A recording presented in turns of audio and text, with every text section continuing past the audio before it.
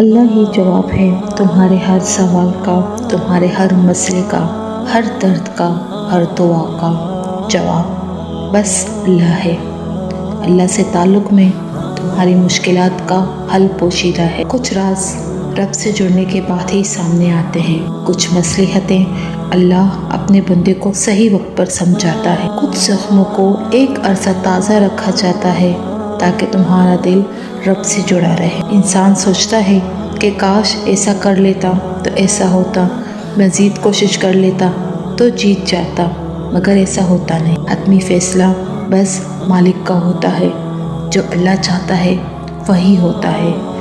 تم یا تمہارے چاہنے سے کچھ نہیں ہو سکتا، کیونکہ تم نہیں جانتے کہ تمہارے لیے کیا بہتر ہے۔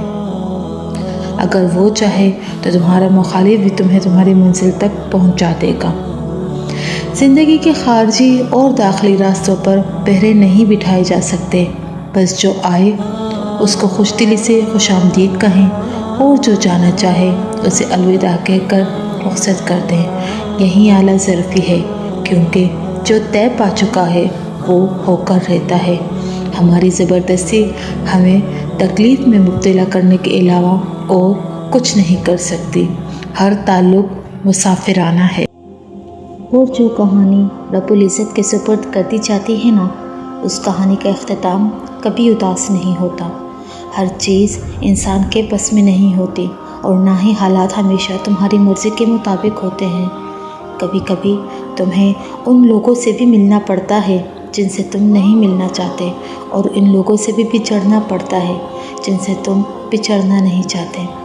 زندگی کبھی کبھار تمہیں ایسے موڑ پر لے آتی ہے جہاں صرف دو ہی راستے ہوتے ہیں، پہلا یہ کہ حقیقت سے بھاگتے رہو، اور دوسرا یہ کہ اللہ رب العزت کی رضا میں راضی ہو جاؤ۔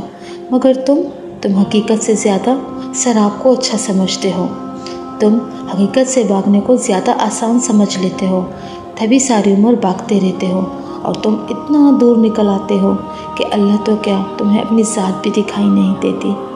اس بات کو سمجھو کہ جو معاملات تمہارے ہاتھ میں نہیں رہتے انہیں تم کبھی سلجھا نہیں سکتے۔ خود پر ظلم کرنے یا نصیب کا مقابلہ کرنے سے جیت نہیں ملتی، تو جو کام تم کر نہیں سکتے اس کو اللہ رب العزت کے حوالے کر دو۔ مقدر سے مت لڑو، بس یقین کے ساتھ دعا کرو، کیونکہ جو رب العزت کو اپنا معاملہ سونپ دیتے ہیں نا، تو اللہ بھی پھر یا تو ان کی رضا میں راضی ہو جاتا ہے، اور یا ان کو اپنے رضا میں راضی کر لیتا ہے، اور صرف کن فیکون ہوتا ہے۔ پھر وہ بگڑے ہوئے مقدر کو سنوار دیتا ہے، اور وہ جو ساری ادھوری کہانیاں ہوتی ہیں انہیں مکمل کر دیتا ہے۔ بے شک وہ ہر چیز پر قادر ہے، صرف کمی ہے تو ہمارے بھروسے کی، ہمارے توکل کی، اور یہی ہمارے اداسی، ناکامی اور سوز کا سبب ہے۔ امید کرتی ہوں کہ آپ کو ویڈیو پسند آئی ہوگی۔ یہ جو مجازی محبت ہوتی ہے نا، یہ آزمائش ہوتی ہے دل کی، انسان کے دل کی، اس کے عزم کی، اس کی مستقل مزاجی کی آزمائش۔ اللہ پہلے اس انسان کے دل میں مجازی محبت کا بیج ہوتا ہے، پھر اس مزاجی محبت کو آزمائشوں میں جلا کر کندن بنا دیتا ہے، اور جب انسان کا دل گداز ہو جاتا ہے، نرم ہو جاتا ہے، اس قابل ہو جاتا ہے کہ اللہ کی پاک محبت اس میں گھر کر سکے، تو اللہ پاک اس دل کو اپنے لیے منتخب کر لیتا ہے۔